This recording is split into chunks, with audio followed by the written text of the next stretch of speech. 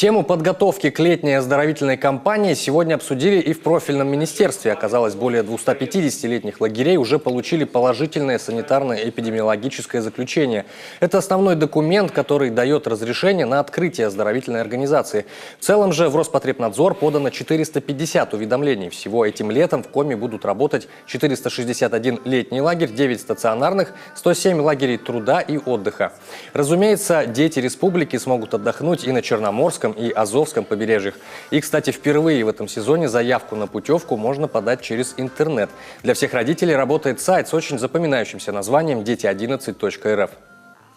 Сегодня впервые в республике, ну и не во всех регионах это еще существует, открытая электронная запись детей в летние оздоровительные лагеря. То есть родители подают через интернет с привязкой к государственным услугам, подают заявление на получение путевки.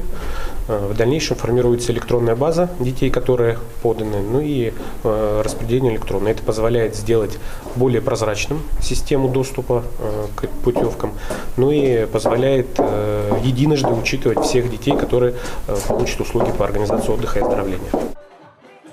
По словам Максима Ганова, к концу недели уже будет понятно, насколько эффективно и безошибочно работает новая система.